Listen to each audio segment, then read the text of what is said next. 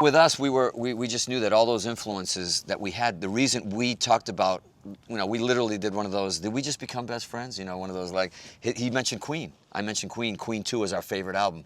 Nobody even mentions that album. That's when we knew we got to do this, and that was that. I just played with Brian May on a benefit thing, and he was so freaking good. I mean, I've known him forever, but I never sat on the side of the stage and really watched him play. Yeah. He's so special. Yeah. Playing guitar, it's like, your sound and, your style. I mean, you got a lot of styles. But when you hear a guy like Brian May, I mean, do you like want to steal something from him like I do? I mean, I'm one of those guys. Always.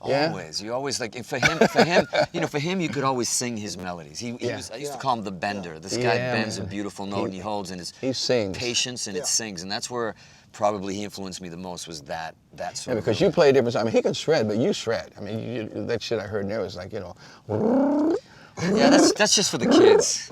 But anyway, I consider me a kid. But you play with a lot of other people. Like how this, like from Rihanna. Yeah, that was to Extreme. I mean, what did you get out of that? Well, I mean, well, let me ask you first. How did that happen? Like, I was. You're not the first guy I would think on her list. Well, I was sleeping in her lawn for about 2 months. There you go. I really wanted to date her, but no, that didn't work out. So she asked me to at least.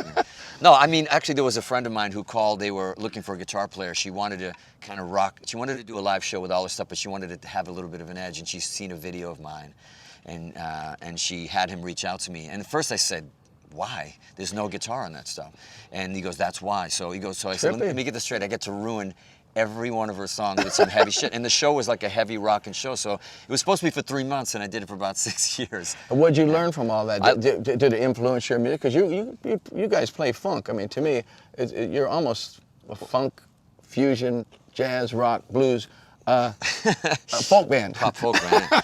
Well, you know what? The best way to describe it is with her, and anybody that knows any of that world, it's just you thought it was just going to be this pop world, but it wasn't. It was actually a difficult gig, and the reason it was hard to find a guitar player because they do like reggae-based stuff. They'll do club stuff, R&B.